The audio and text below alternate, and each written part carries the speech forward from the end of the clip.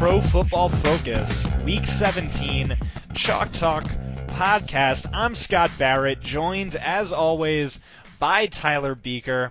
If you're just tuning in for the first time, maybe you've won your championship and you now have some more money to blow on DFS, or your friends told you about all the money they made from listening to this podcast.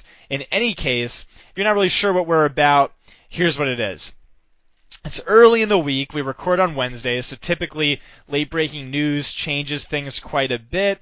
But Tyler and I come up with some names that are immediately standing out to us as strong, mostly tournament values on both DraftKings and FanDuel.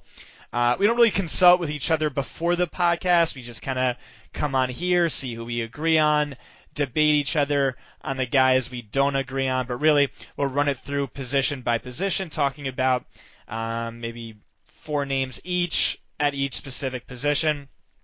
This week is a little tougher, however. It's Week 17, also my favorite DFS week of the year. It's kind of like preseason DFS where, no-name guys can come in and drop 30 points at low ownership and win you a tournament. Specifically at the running back position, this goes back to a lot of my work I've written on bell cow running backs, how sometimes a marginal backup talent can come in but just assume this bell cow workload and produce big fantasy numbers. I went back and I looked at the past 2 seasons, 2015 and 2016, looking just at Week 17, running backs who hit at least 20 PPR fantasy points, but also still had less than 100 carries in the full season. And you get names like Charkandrick West, Rex Burkhead, Sean Drawn, D'Angelo Williams, DeJuan Harris, Corey Grant, Tim Hightower, Zach Zenner, Jonathan Grimes. All those guys hit 20 fantasy points in Week 17 over the past 2 seasons. Not exactly a murderer's row of running back names, but really staying on top of news is critical. What teams will be resting certain starters, what teams have the playoffs, a bye, or home field advantage on the line. If you hear someone like, let's say Le'Veon Bell's going to get benched to conserve his health and energy for the playoffs, that would make someone like Stephen Ridley a great value play just based on expected workload. But here are the teams with something to play for right now. The Patriots and the Steelers are fighting for the number 1 seed. The Ravens, Titans, Chargers, Bills are all fighting for the playoffs. The Vikings are fighting for a bye. The Saints are fighting for home field advantage. The Panthers are fighting for the number 2 seed. The Falcons and the Seahawks are fighting for the playoffs. Everyone else is basically locked in. Still, not too many names, teams confirmed resting their starters. The Rams are, the Chiefs are, the Eagles are, the Cowboys are likely to. The Jags could bench their starters, but their head coach has implied otherwise. Maybe the Steelers bench their starters if the Jets are getting blown out by the Patriots into the third quarter, but both of those are 1 o'clock games, so probably a little bit unlikely.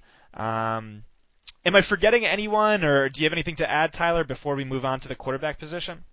Well, that's a lot to unpack there, Scott. A lot of information right there with what to expect from Week 17, and I couldn't agree anymore. You have to approach it like preseason, where you're constantly looking at news and updates. Like you mentioned with the running backs out of nowhere, this could be a week where Akeem Hunt or Brandon Oliver wins somebody a GBP. We'll get to those plays later in the podcast, but like you said, a lot of those AFC and NFC playoff caliber teams are the guys that we're going to be making our core from. They're the guys that we should be focusing on this week. They have something to play for. Yeah, that about sums it up. Let's dive right into it. Quarterback position. What are you looking at this week? So I noticed on DraftKings in particular, all of the quarterbacks are a little too cheap this week. Ben Roethlisberger is the most expensive at $7K. Russell Wilson, Cam Newton, Tom Brady are all below $7K. With extra value elsewhere this week, that's probably all I'll be looking at this week. That said, I still wrote about like 4 more names, but just in terms of my exposure, I'll probably be paying up this week just because Russell Wilson should not be 6,800. That's a 8,600 guy. What do you think, Tyler, before digging into those plays specifically? Honestly, I'm a little bit perplexed as to why DraftKings priced them as such. I think it allows us a lot of flexibility, though, because we can go almost anywhere within a few $100s. All right, so let's start at the top. I would be going all in on Ben Roethlisberger if Antonio Brown was playing and if I knew the team wouldn't be resting starters. And when I say all in, I mean 100% and feeling bad about not having more, just because that's not possible to have more. He's at home. We know all the crazy, egregious home road splits. He's the best fantasy quarterback in the league when he's playing at home, and that's held true for 4 seasons now. Cleveland ranks last in opposing passer rating, second last in fantasy points per dropback, third worst in pressure percentage, worst in fantasy points per game over expectation to opposing quarterbacks, worst in fantasy points per game to opposing quarterbacks over expectation over the last 5 weeks of the season. This is the defense we constantly want to play quarterbacks against at DFS, and we get Big Ben at home. What's not to like here, Tyler? Well, there's a couple things we could not like. There's a huge 10.5 spread in Pittsburgh's favor. We could see a scenario where Pittsburgh forces Deshaun Kaiser into 2 early turnovers in the first half. They get great field advantage, and they're up 21-0 by the end of the first quarter. We could see this turn into a Le'Veon Bell game towards the later half. I wouldn't be that shocked if Big Ben were to throw out a mediocre fantasy outing. He put up 16.7 points last time he played the Browns. I don't know. I'd rather go elsewhere than pay $7K for him. All right, where else would you rather go? I'd rather roll the dice with Cam Newton, a little bit more of a unreliable and unpredictable fantasy guy, so he's best served for GPPs, but he draws a fairly good matchup this week. Should be a potential shootout. Atlanta has allowed the 5th most passing completions, 8th most fantasy points to opposing quarterbacks this year. They've allowed multiple passing touchdowns to 4 of their last 5 opponents, and Newton's rushing ability has really buoyed his fantasy success for much of the year. And he's coming off back-to-back 14-carry games. That's almost unheard of at the quarterback position. I think we can safely pencil him in here for double-digit carries, which sounds absurd. But then you realize Atlanta has allowed the 3rd most rushing yards to opposing quarterbacks this year. They're going to design runs for Cam Newton this week. It's the best way for their offense to move the ball. I really like the idea of stacking Cam with his running back Christian McCaffrey and trying to get all of their running fantasy points that way. Right, he's averaging 60.5 rushing yards per game since week 6. That's crazy. Super valuable for fantasy with that, really nice floor, but also a high ceiling as well, especially if he runs one in for a touchdown. I probably would rather play one of these next 2 names, however. Tom Brady, again, you brought up before the issue of game script, but they're fighting for the number 1 seed. Bill Belichick never takes his foot off of the gas. Brady's fighting for his 5th MVP, which would tie Peyton for the most all time. The Jets rank 3rd worst in fantasy points per dropback, 3rd worst in adjusted fantasy points per game for the season, 3rd worst in adjusted fantasy points per game over the last 5 weeks of the season. And it's Tom Brady we're talking about, and he's way too cheap. Can't argue against that. We've seen historically they love to rack up the points against their AFC divisional rivals. We should definitely see them go for a ton of points here. Really like them. Really just like this Patriots offense as a whole, where I think you could make a lot of different interesting tournament lineups, mixing and matching the different Patriots here. If I'm looking to save a bit more money, I'd like to save a couple $100s and go down to Phillip Rivers. I think he might be in the best salary combination with situation matchup that I like the most this week. He's got a great home matchup here against the Raiders. They've been a struggling pass defense, and the Chargers need to win. Oakland has had a fairly soft string of quarterback matchups over the past few weeks, so the recent numbers do look a little better than they truly are. But this defense is certainly one that Rivers can exploit. They've allowed the 4th highest QB rating to opposing passers this season, and they've allowed some huge ceiling games with 4 quarterbacks scoring 27 plus DraftKings points. And that's the ceiling on the chase with Chargers stacks this week. The Chargers have the 5th highest implied point total of the week, something that's also very important that I think we should be focusing on. And I just really like the idea of stacking Rivers with a lot of his pass catchers in a week where there aren't many good stacks to pursue. All right, I could get down with that. Do also want to mention at the top Russell Wilson, who's fallen back down to earth the past 2 weeks, but still far and away fantasy's top quarterback for the season. Arizona's below average in pressure and sack rate. They funnel a lot of action to the pass, which is also kind of the nature of this offense. It's the 10th most pass-heavy offense versus the 6th most passed on defense. It's Russell Wilson. He's just too cheap. Yeah, I don't think we can let recency bias affect us with Russ. I mean, he's had some back-to-back poor outings, but I think we can go right back to the well with him here. I really like that call. Really like that call.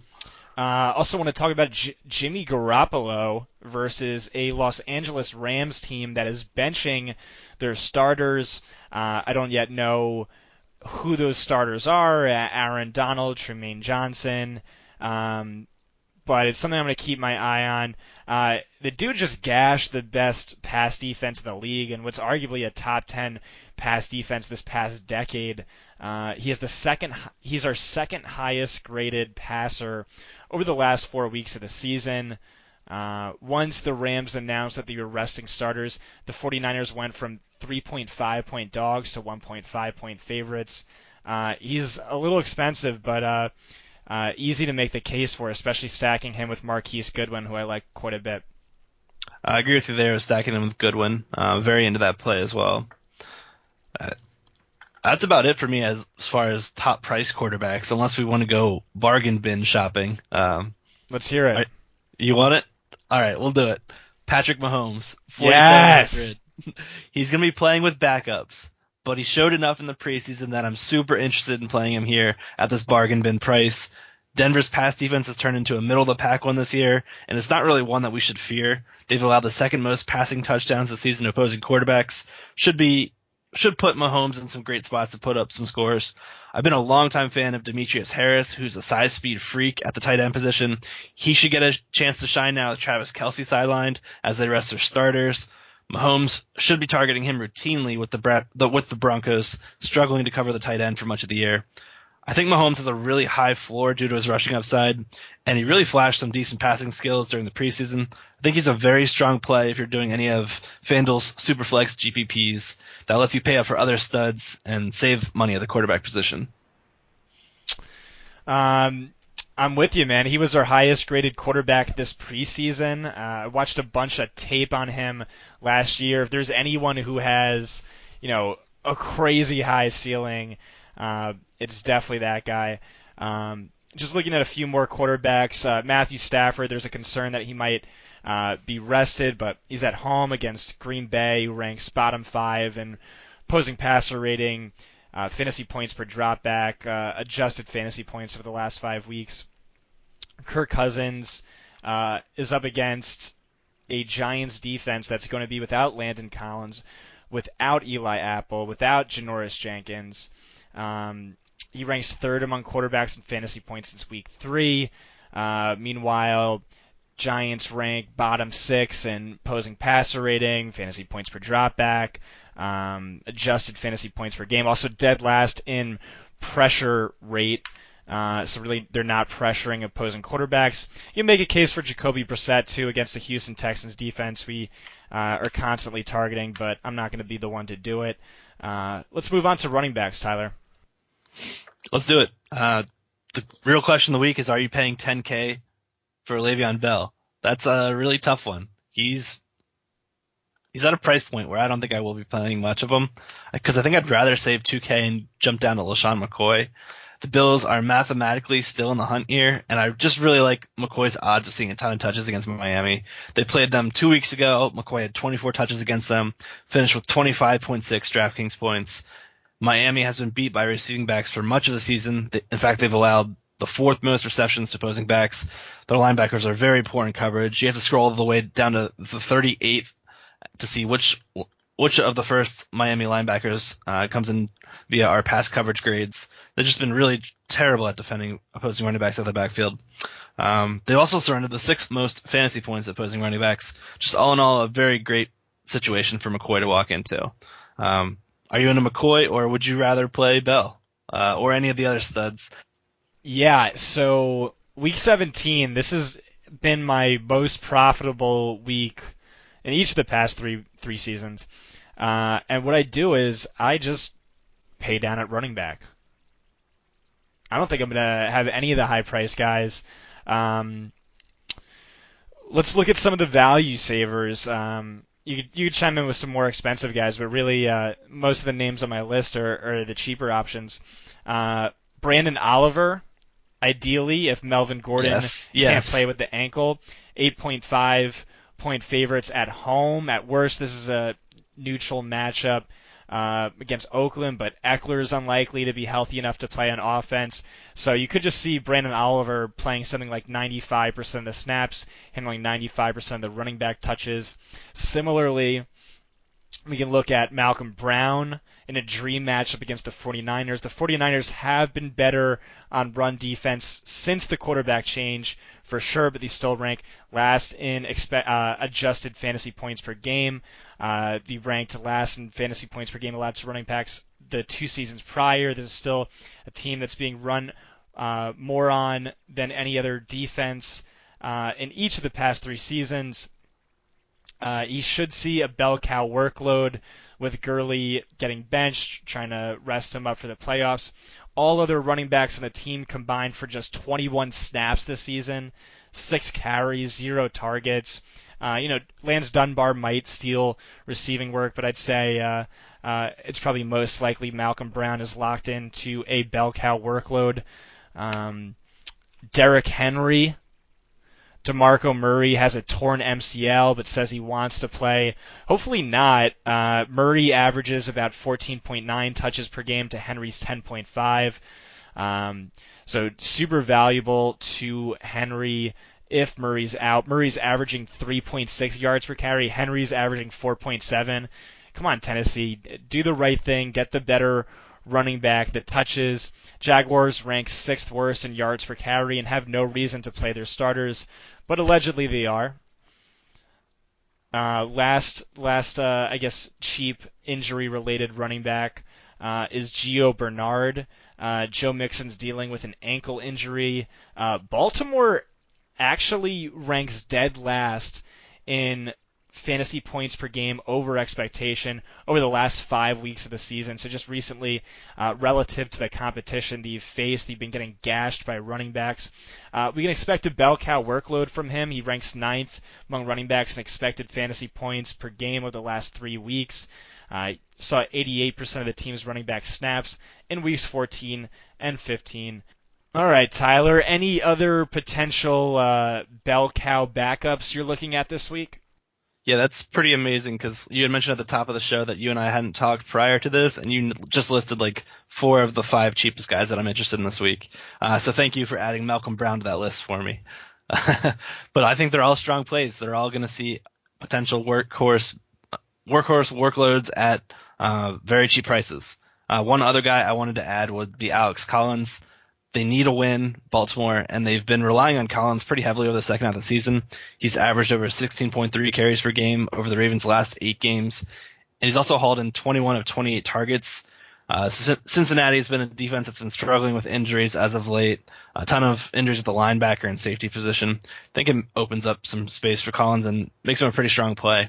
Over the last 4 weeks, Cincinnati has allowed the 2nd most fantasy points to opposing running backs, and there really aren't a ton of free square values, but I think Collins is a guy that I'll be having some pretty good exposure to. As far as like higher price backs, I'm into 2 other guys. One was someone I already mentioned, Christian McCaffrey. He hasn't been somebody that I've pursued much this year, but I just really like this matchup against the Falcons. He saw a season high 90% of the team's running back snaps last week, and that kind of made me pretty enthusiastic to roster him this week against this pass defense that has allowed a ton of receiving work to opposing backs all season long. In fact, it's been 2 years straight they've led the league in most receptions allowed to opposing backs. McCaffrey ranks top 5 in both receiving yards and top 5 in missed tackles on receiving plays, where he's shown some big playability. I think there's a interesting way to game stack this Atlanta-Carolina matchup where both teams will be fighting for a win. One other back price of that similar price range is Dion Lewis. After news last week that both Rex Burkhead and James White were rolled out, Lewis became a lock in every format. He answered the call, put up 35.3 fantasy points, absolutely crushed it on the ground, through the air, picked up scores both ways, and he hit the 100-yard rushing bonus. I think he enters the mix again. Burkhead was a DNP on Wednesday. We're going to need to monitor the health of these backs, just like almost every situation this week. But if he's out, like we've already mentioned it, New England keeps their foot on the gas pedal, and we could see the versatile Lewis put up fantasy points in the plethora of ways here. Man, you are just sniping names off my list. I love all three of those guys. Great calls all around. I think Kenyon Drake is also probably still in play if Damian Williams is out again. Buffalo ranks worst in rushing fantasy points per game, 5th worst in yards per carry allowed, worst in adjusted fantasy points per game. 2 opposing running backs this season. Drake kind of flopped last week, but his usage has been amazing. Over the last 4 weeks, he's played 243 of the team's 256 running back snaps. He ranks 5th in opportunities, which are just targets plus carries over that stretch. And he was hyper efficient prior to last week. Jamal Williams, another guy, kind of like Drake. Detroit's allowing the 2nd most rushing fantasy points per game. Detroit ranks 4th worst in adjusted fantasy points per game, 3rd worst in adjusted over the last 5 weeks. He's one of only 4 running backs to play on at least 90% of the snaps last week. The offense is in trouble, but the team leans heavier on the run game without Rodgers. There's still some risk Aaron Jones comes in and steals work, but really we've been saying that for a few weeks now. Wayne Gallman's another cheap guy to look at. I don't think he's going to be necessary this week at all, but on a typical week, I would have wrote him up. 30 carries, 21 targets the last 3 weeks. He ranks 10th among all running backs in expected fantasy points over this stretch. If Ben McAdoo was still the coach, I would never write this up, but the coaching change has me optimistic that this can continue. I got a few more guys. What about you, Tyler? No, that about wraps it up. Like I said, I'm keeping to a very strict core this week. I don't want to deviate too much, and I'll probably deviate most in the wide receiver position. I think that's about it for running back position for me. But go ahead and hit on whatever guys you have remaining. So Frank Gore gets a Houston team that ranks 5th worst in adjusted fantasy points per game the last 5 weeks. He needs only 139 rushing yards to reach 1,000, which would be a historic benchmark for him. He's someone I've rostered, I think, in week 16 or week 17 in each of the last 3 seasons, and he tends to crush in those weeks. He also ranks 5th in carries since week 8, so workload has been good. Latavius Murray deserves mention. Minnesota's 12-point favorites at home. Chicago has a good run defense overall, but they really shrink at on the road. Much less effective. He needs 169 rushing yards to reach a $500,000 incentive bonus. I think that's unlikely, but worth mentioning. Mike Davis still played on 78% of the team's snaps last week. That's fantastic. It's a tough matchup. We haven't seen much from Seattle on the ground this year, but he's still super cheap, and the Seahawks are favored by 9 at home. I'd be super interested in TJ Yeldon if Fournette gets benched. But whispers are that that's unlikely. I'd really like Theo Riddick if one of Amir Abdullah or Tion Green were out, but that seems unlikely as well. And the Saints running backs are always in play if they're not getting benched because they're the Saints running backs. Tyler, moving on to the wide receiver position, who immediately jumps out to you? Immediately is Julio Jones. I'm going to be playing a ton of Julio this week.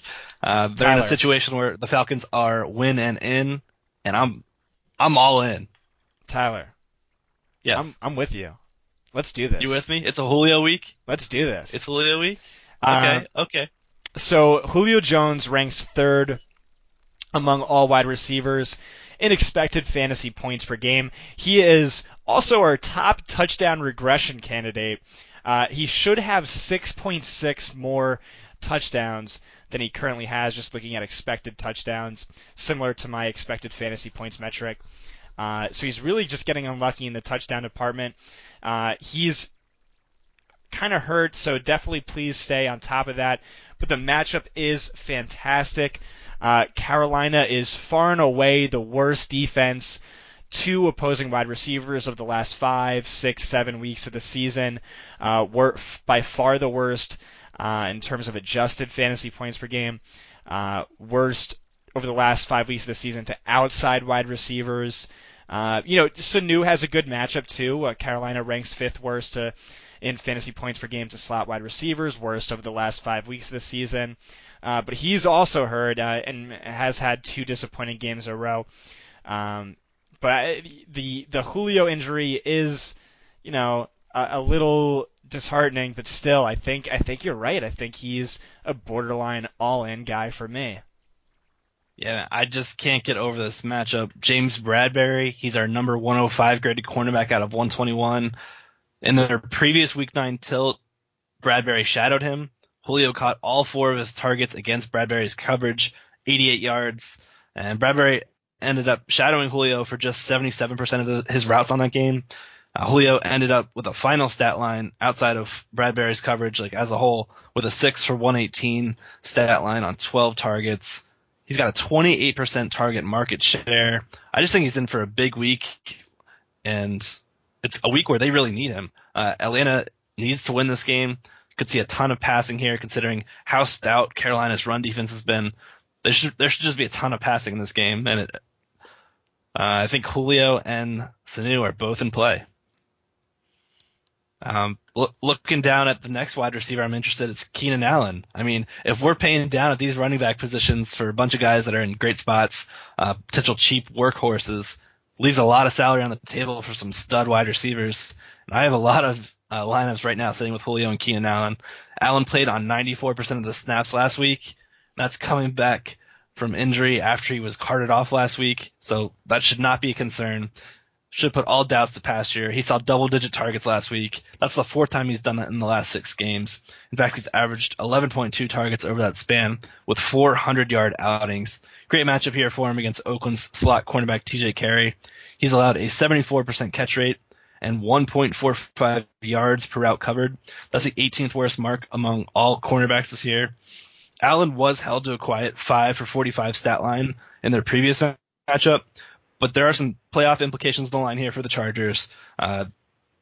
Melvin Gordon is banged up. I wouldn't be that shocked if we saw the offense rely on dinking and dunking, using a lot of Keenan Allen this week. I think he's a very strong play, worth paying up for in cash if you can get to him, and also just a great tournament play given his upside. What do you think about Keenan, Scott? Good call all around. I was going to add to the Julio Jones line that James Bradbury ranked 2nd in receiving yards allowed among all cornerbacks. Who ranks first? That's Kareem Jackson. T.Y. Hilton runs less of his routes from the slot this season, but he still easily leads his team in routes and targets from the slot, so he'll get a decent amount of Kareem Jackson. He also ranks 3rd among all wide receivers in percentage of fantasy points scored on deep targets over the last 2 seasons.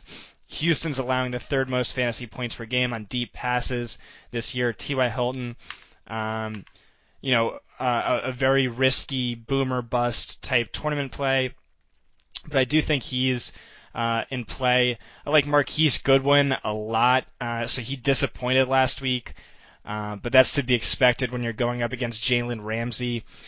Still, before that, he had 33 targets and was 1 yard away from 3 straight 100-yard games in Jimmy Garoppolo's first 3 starts. And the Rams are benching their starters, as we mentioned before. I have one guy that I need you to talk me off of, but I think I'm going all in on. You get one guess. AJ Green. No. Close, though. This guy is basically the same. Roger Lewis. a rich man's AJ Green. No, but really, I think I'm going all in on Roger Lewis. He totals 60.3 expected fantasy points over the last 3 weeks of the season. That is really absurd numbers. Actually, that's the most of any wide receiver over this stretch. He's seen 11 targets, 8 deep targets over this stretch. One of the biggest edges I've had this season, one of my best seasons yet, is doing this work with expected fantasy points. And I know he hasn't done much with this great workload in recent weeks, and I know it's not a perfect matchup. I just don't care. Like, guys regress their mean, and this data is too valuable. And his workload is just too good to pass up at that price. So I think I'm going to be very heavily owned on Roger Lewis. Any interest in talking me off of that or making a case for Michael Clark, who I know a lot of other industry sharps are on? Well, I'll just say that the very first name I wrote down this list on my list of plays this week was Roger Lewis. I didn't think he'd be the first guy you mentioned, though. Yep. He's your all-in guy. Okay. I think so. That's an interesting game, considering both the Washington Redskins and the New York Giants don't have much to play for. Nice little slop fest. Yeah, could be some DFS goodness. Eli Manning's last game, maybe. Roger Lewis 2 touchdowns. Okay, we'll see. But again, looking at the data, remember that it's a lot of deep passes, so it's going to be boom or bust. High percentage outcomes, but low percentage catchability on these balls. Definitely a risky tournament play, but just relative to workload and price, I'm going to be super high owned. Well, I just love those last 3 calls you had. I just wanted to also mention with T.Y. Hilton, he's just 48 yards away from his 5th consecutive 1,000-yard season. Colts don't have much to play for, so I wouldn't be shocked if they try to make that an eager benchmark for them to hit. The Goodwin call, love it. He's currently 11th on the season in yards per route run, 9th in air yards. Dude's just crushing it right now. Should be playing against a bunch of backups. And then Roger Lewis, man. I super love that play. Ton of targets over the past few weeks. Love that his expectations should be much higher, and might have to up my exposure to him. On the other side of the ball, I do like Jamison Crowder here. The Redskins they're kind of difficult to get a read on at this point in the week, with both teams being eliminated, but I think we could see Kirk Cousins auditioning for a contract. He's played on the franchise tag for the last 2 years, and I highly doubt it goes for a 3rd year. And if that's the case, I think we could see Kirk Cousins leaning heavily on Crowder like he has for much of the past 2 months. He's averaged 8.4 targets per game during that span. No Janoris Jenkins, no Eli Apple. It's just a plus matchup for Crowder in the slot against DRC, who's allowed an 80% catch rate on the air. I'm going to pencil in Crowder in now but I'm going to be paying attention to the Redskins news because it's somebody that I'm not completely playing with much conviction here. He's a little bit shaky for me. A little bit more of a solid play that I'd much rather pursue is someone like AJ Green. I thought the Bengals mailed it in last week. I was wrong. Green went for 681-0 on 10 targets last week, and it wouldn't really be that surprising to see Cincinnati try to play spoiler for Baltimore. Baltimore needs either a win here against the Bengals or Buffalo and Tennessee to lose to get in the playoffs. So they're going to be playing as hard as they can. The loss of Jimmy Smith cannot be stated enough. He was playing lights out for much of the season. His loss is a huge blow to the secondary. Green's just egregiously priced to me at 6,300, way too cheap. And I think he's the same price as both Golden Tate and Brandon Cooks. Those are both 2 guys that have Green matchups in their matchup column, the OP rank on DraftKings, and I think we'll see a lot more ownership gravitate towards them. But Green's a guy I definitely want to play against a thinned out secondary that, I don't know, Green has dominated against on the road. Good calls. I think there are a few other high-priced wide receivers I'm more interested in than Green at that range, but I want to steer it back to your Jamison Crowder call, which I like quite a bit. Really the only good cornerback on the Giants who's healthy right now is Dominique Rodgers Cromartie, their slot cornerback, but he's really played a demoted role in recent weeks, barely, not even seeing 50% of the team's snaps. Doesn't really make too much sense to me, but Crowder should get a ton of targets against these poor linebackers, this depleted safety core. But I like Josh Doctson a lot, and I think I like him more than Crowder. So he totaled 25.4 expected fantasy points last week. That was the second most of any player last week. The matchup is a dream. No Janoris Jenkins, no Landon Collins. Eli Apple isn't going to play. He's going to see none of Dominique Rodgers Cromartie. And honestly, like, he's a great tournament play. He ranks 8th among all wide receivers in expected touchdowns. So really massive touchdown upside. Yeah, man, I wouldn't be shocked at all if he put in a good performance. It goes for 7, 150, and 2. And then dynasty owners all offseason are contemplating what to do with Josh Doctson. It just seems like something that's exactly going to happen. That would be perfect. It would be. But another strong dynasty play that I think's in a great spot is Juju Smith-Schuster. I think he's in a great spot here against the Browns without Antonio Brown in the lineup. Juju has run 63% of his routes from the slot this year, but now that he's taking over Brown's role, I think we can expect him to move all over the formation this week. Outside cornerbacks Jamar Taylor and Jason McCourty are allowing 69 and 68% catch rates, respectively, to their opponents this season. I think McCourty's prestigious coverage has gone a bit downhill as of late. He allowed Keenan Allen to go for 6, 83 and 1 on 9 targets, and Devontae Adams to go for 5, 45 and 2 on 8 targets in weeks 13 and weeks 14. That was against the shadow coverage. He's really kind of fallen off as of late, and he was a guy that we were avoiding for much of the season.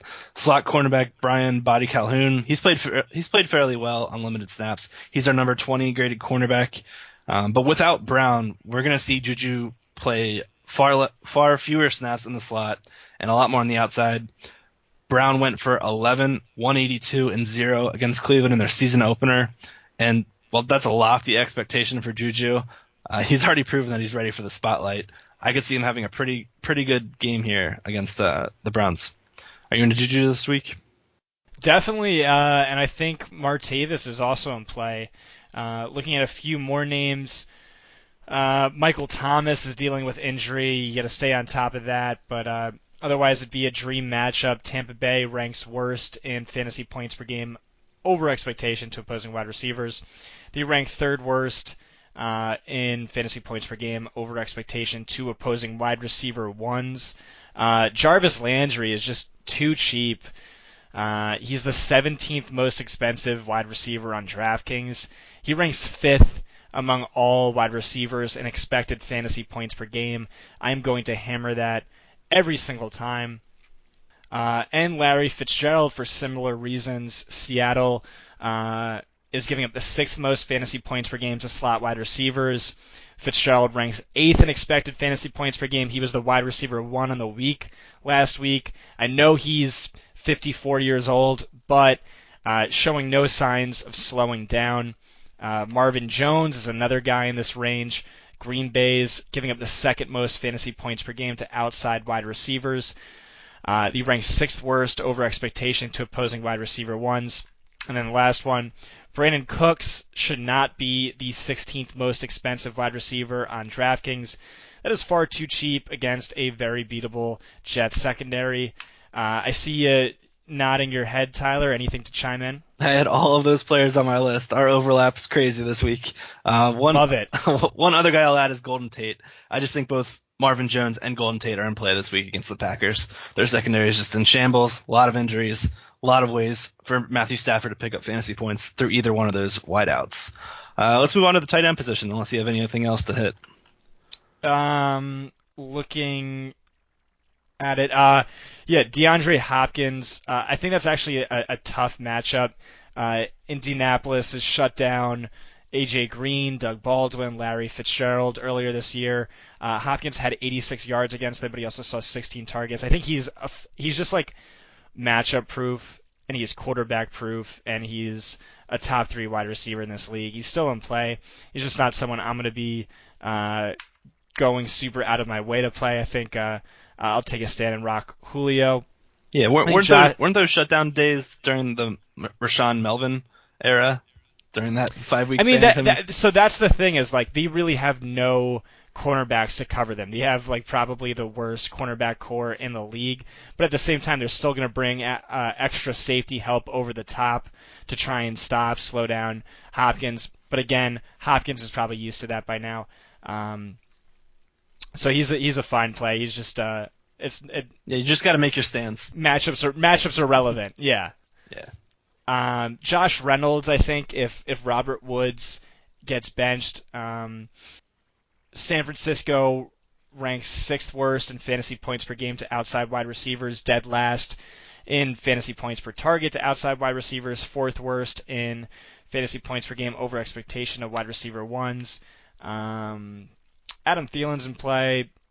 Nelson Aguilar, probably not, that the matchup's good.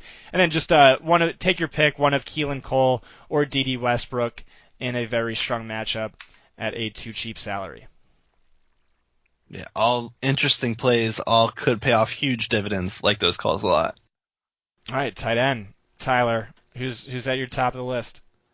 Top of the list this week is a repeat performer from Week 16, Antonio Gates. I don't think he got priced up enough after last week's outing. He was our free square at the tight end position in cash last week, and he put up an even better performance than what I expected. I was shocked to see him put up that stat line, and I don't know. The Chargers are going to be playing for a playoff spot. If not, it could be Gates' final game of his career. There's a lot of things for him to play for, a lot of reasons for them to get him the ball. Went off for 681-1 on 8 targets last week. Even better matchup here against the Raiders. Chargers opened as 9-point favorites. Over the last 4 weeks, the Raiders have allowed the most receptions and receiving yards to opposing tight ends. Zach Ertz went for 17.1 fantasy points. Jason Witten, 8.7.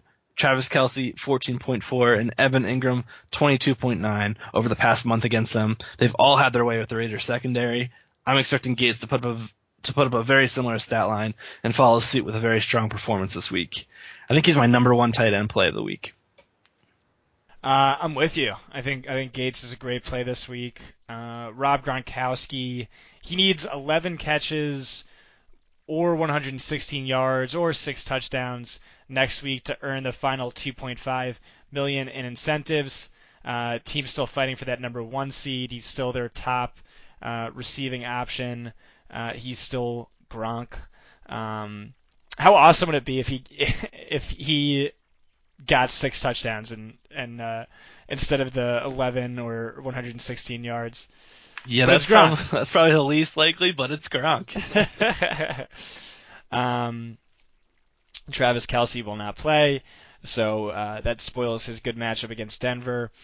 Delaney Walker is just still way too cheap, especially on DraftKings. He ranks 2nd among tight ends in expected fantasy points per game over the last 6 weeks, over the last 4 weeks of the season. He's that team's top receiving option, and he's never priced like it. Eric Ebron. Never thought I'd say this, but very in play. 11 targets, 7 targets, 8 targets the last 3 weeks. Green Bay started off the year being one of the best defenses against tight ends, but over the last 5 weeks, he ranks 2nd worst in adjusted fantasy points per game. Give me another name, Tyler. Well, you were very quick to cross off Travis Kelce, but said you love the matchup against the Broncos. I'm going to go with his replacement, Demetrius Harris. Whoa! Priced at the bare minimum, $2,500. Without Kelce in the way this week, he's a player I'm eager to gain some exposure to. Minimum price. Broncos have struggled defending opposing tight ends all year. They've allowed the 7th most receptions, 2nd most receiving yards, and 3rd most touchdowns. Kelce destroyed the Broncos, going 133-1 on 10 targets back in Week 8, posting one of his best games of the season. I'm just going to take the value here with Harris, who should have little difficulty of surpassing value, and he could be this week's Week 16 Antonio Gates type of play where he fills that similar stat line. Like I said with the Patrick Mahomes blurb, I think I think he and Harris make a very interesting punt combination. It's risky, but I'm very into it. I absolutely love it. Good call. I'll give you a risky play too then. How about this? Evan Ingram has bruised ribs if he cannot play. I like Rhett Ellison for the Giants. Washington's ranked bottom 6 in fantasy points per game allowed to opposing tight ends in each of the past 2 seasons. Ellison went 4 for 60 and 7 targets last week, with Ingram going down in the first or second quarter. Vernon Davis is risky. He's seen 7, 5, 3 targets the past 3 weeks. But the Giants rank bottom 3 in adjusted fantasy points per game to tight ends, dead last in actual fantasy points per game to tight ends. They're going to be without Landon Collins, and this is a gigantic loss for this defense. He's a top 5 graded safety in the league per us, PFF. He's also the team's primary tight end defender. And this is a team that sucked against tight ends all season. It's also the heart and soul of this injury-plagued defense. Recent usage is a concern, but the matchup is strong. And then finally for me, I like Charles Clay against Miami. Second worst in adjusted fantasy points per game. Second most actual fantasy points per game to opposing tight ends. Second highest percentage of receiving fantasy points to tight ends. Any way you want to look at it, Miami's especially bad to tight ends. He's seen 10 and 9 targets the last 2 weeks. The team is fighting for the playoffs. Tyler, that's it for me. Any other tight ends you got? I was so mad you took my last one. Charles Clay. Love it. I've been targeting Miami all year, and it's been very, very successful. Charles Clay's in play once again this week. Plus, we always had that narrative of him going against his former team. That's it for tight end for me. I'm sticking with that. Anyone else for you? Nope, that's it. You want to do a quick rundown on defense? I like Seattle a lot. I don't have my notes, but it had something to do with them ranking really high in pressures per dropback, especially in recent weeks, and Arizona ranking near the bottom 3 or bottom 5. I like that. I also like Pittsburgh. They're priced up a bit, 3,900, going against Deshaun Kaiser. He's been turnover friendly, sack friendly, guy that we've been targeting pretty relentlessly. I think the Steelers offense should be working hard to build a lead in the first half, but it's the defense here that should be working hard all game to ensure that they leave with a victory. I think they're going to leave out most of their starters for much of the game just to ensure that they get that, because a win for them clinches, and I just really like the matchup here against Kaiser. It's tough though, defense. There's 16 different games for us to pursue, a lot of different options. Any kind of values that stick out immediately to you? I mean, yeah, why not San Francisco with the Rams benching all their starters? I love it. 2,100 allows a lot of flexibility. Great call. Imagine the guys you can pile up with a Mahomes, Harris, Niners stack. Oh man, free squares everywhere. You could just load up on studs. Love it. Yeah. I think another Chief one I'd be interested in is Philadelphia against Dallas. I just really think this defense is pretty strong and deep, especially along their defensive line. Could get a lot of great pressure here against Dak, who's been really struggling and taking a lot of sacks. All right, I think that's it from me. Tyler, any final words to our lovely listeners? Week 17 is a crazy one. Make sure you're paying attention to the news. We'll try to keep you guys updated throughout the week via Twitter, via our articles. That's about it. There's just a lot to pay attention to week 17. Make sure you're paying attention. All right, guys. Thank you for tuning in. I am Scott Barrett signing off. Please, if you enjoyed this podcast, if we made you some money, please subscribe, give us a 5-star review, all that wonderful stuff. And yeah, we'll see you next week, and we'll be here for the DFS playoffs as well. So, see you later.